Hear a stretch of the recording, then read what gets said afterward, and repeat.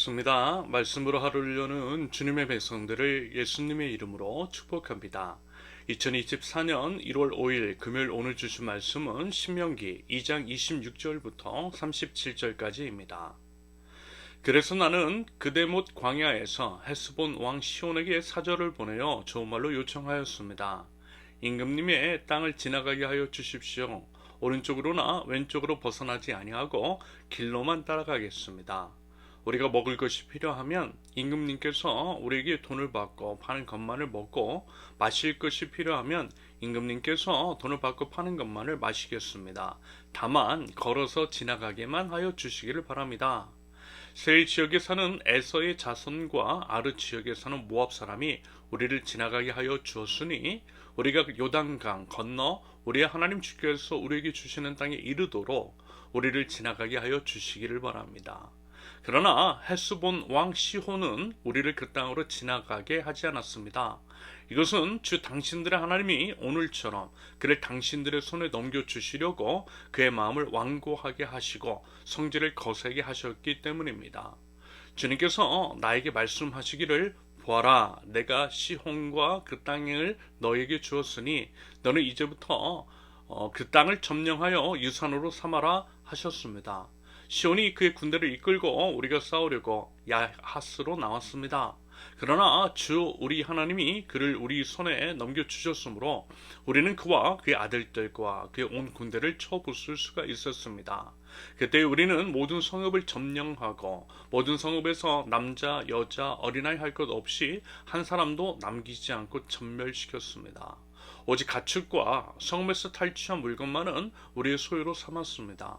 주 우리의 하나님은 우리가 아르논 골짜기 끝에 있는 아로엘의 모든 성읍과 아르논 골짜기 가운데 있는 성읍을 포함하여 저 멀리 길라앗에 이르기까지 차지하게 하셨습니다. 그래서 그 일대에서 우리가 빼앗지 못한 성읍이 하나도 없었습니다. 그러나 우리는 암몬 자손의 땅과 야복 강가와 산지에 있는 성읍들과 또 우리 주 하나님이 우리에게 가지 말라고 하신 곳은 어느 곳에도 접근하지 않았습니다. 아멘. 사람이 실수를 하고 범죄할 수 있습니다. 사람이기 때문이죠. 실수나 범죄를 하지 않고 완벽하신 분, 오직 하나님 한 분밖에 없습니다. 하지만 그렇다고 해서요, 우리가 이제 실수나 범죄를 당연하게 생각해서는 안 될 것입니다. 한계적 존재인 인간이기에 실수도 할 수 있고 범죄할 수도 있지만 그와 같은 가능성을 의지적으로 인식하고 피하거나 줄여나가려는 노력이 필요합니다. 우리의 힘으로 되지 않으니 내주하시는 우리 성령님을 의지하면서 그리하면 돼요. 그러면 우리 주님께서 우리를 보호 인도하시고 성화의 과정으로 이끄시며, 비록 이제 그때는 알 수 없지만 결국 온전케 되는 그날, 즉 영화에 이르는 날에 이르게 될 줄로 믿습니다. 여러분, 이것이 믿음이고요, 우리 신앙인의 여정이며 성장과 성숙의 과정, 성화의 단계이고 우리 뒤에 예수 그리스도를 닮아가는 성도의 삶인 것이겠죠. 그리고 지금 우리는요, 바로 이제 그와 같은 과정, 그 여정 가운데 있는 것입니다. 그리고 또 이제 말하자면 이스라엘의 출애굽 이후 광야 40년의 과정이 정확하게 그 부분을 상징하고 비유한다라고 생각하시면 되겠어요.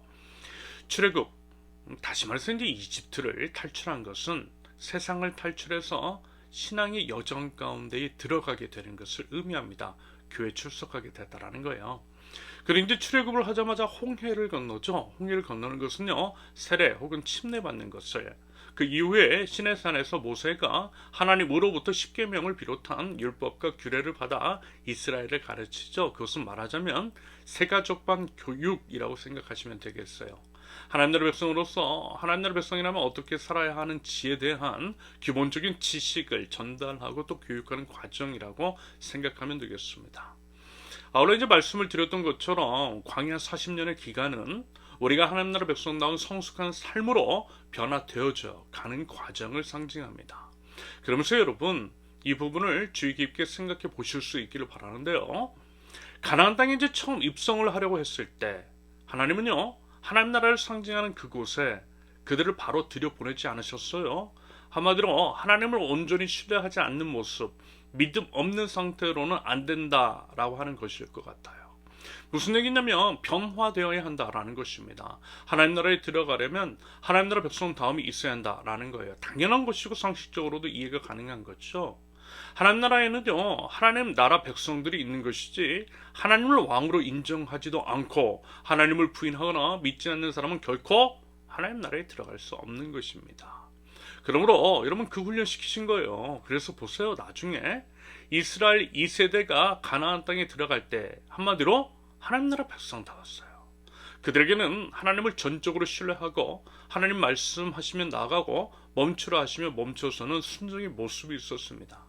여러분 이 부분이 시사하는 바를 여러분 각자 한번 진지하게 생각하면서요. 각자의 삶, 신앙인으로서의 우리의 삶을 성찰해 보셨으면 좋겠습니다.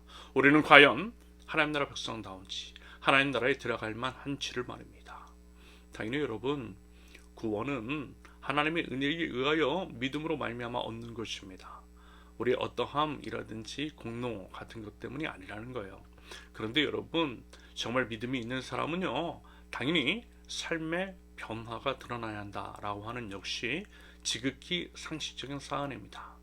이런 상식적인 것을 무시하는 종교인들, 바르지 않은 믿음이 있는 이들이 적지 않다라고 하는 것이 참으로 안타까워요.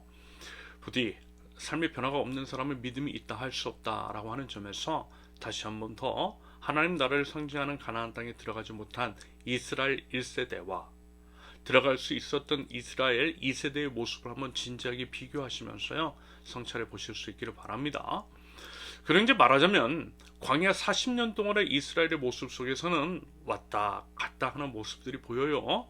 어떨 때는 이제 하나님께 순종을 했다가 다시 이제 정신줄 놓고 자기 마음대로 살았다가 그러다가 이제 징계와 심판을 받고 다시 하나님께 순종하는 삶을 살았다가 이러한 모습들이 반복되더라는 것입니다. 이것은요 우리의 삶, 우리 신앙의 여정과 정확하게 일치하죠. 그러면서 이제 중요한 것은 그 기복이라고 하는 것이 점점 줄어들고요. 점점 나아지고 있더라는 것입니다. 정상적인 신앙인이라면 그렇게 돼요.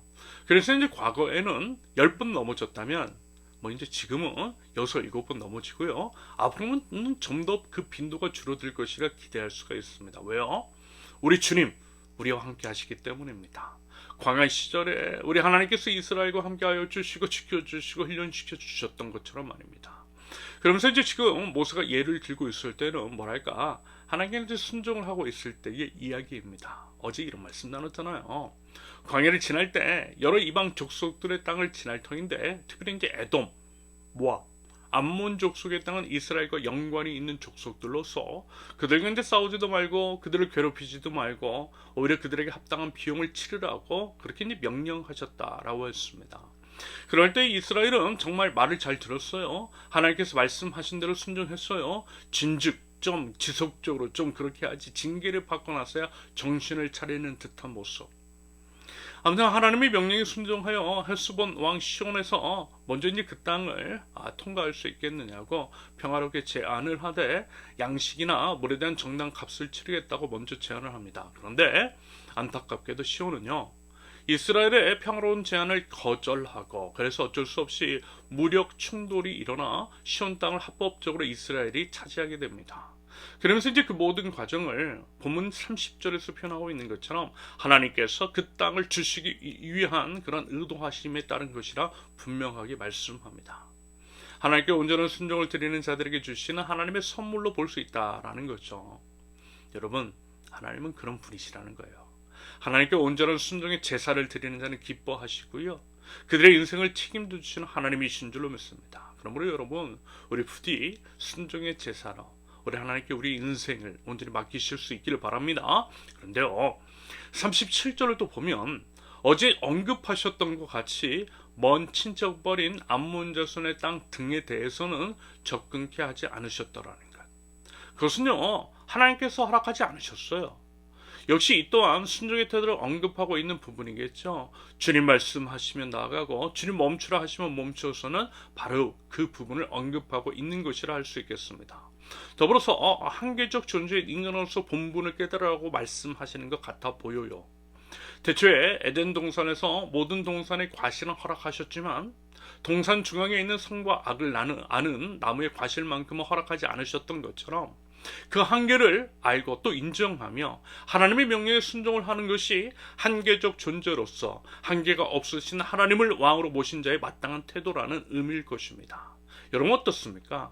하나님께서 허락하신 것과 그렇지 않은 것들, 그에 대한 선을 분명히 알고 또 인정하며 그 선을 준수하고 있는 것인지, 여러분 이 부분은요 하나님 나라의 백성으로서 꼭 지켜야 할 사안임을 기억하고요 또 실천해 나가실 수 있기를 바랍니다. 바라기는 오직 하나님만이 우리의 기준 되시고 하나님께서 정하신 선을 순종의 믿음으로 지켜 행할 줄 아는 저와 여러분들, 하나님 앞에 겸손한 하나님 나라의 백성들 모두 되실 수 있기를 예수님의 이름으로 축원합니다. 함께 기도합니다. 왕이신 하나님, 저희 삶의 모든 기준이 되시는 주님, 주님께서 정하신 한계를 인정하고 준수하며 온전한 순종으로 여호와 하나님을 예배할 줄 아는 하나님 나라의 백성들 저희들 되게 하옵소서. 오직 주님만 바라보고 오직 주님만을 의지하며 오직 하나님의 말씀을 기준 삼아 말씀대로 살아가는 저희 되어 저희 모든 삶을 통하여서 하나님의 뜻을 드러내고 하나님 나라를 세워나갈 줄 아는 주님의 권속들 모두 될 수 있도록 하나님 저희 모든 생각과 말과 삶을 인도하여 주시옵소서. 예수님의 이름으로 기도합니다. 아멘. 하나님께서 오늘 주신 말씀과 각자의 기도 제목을 놓고 우리 잠시 기도합니다.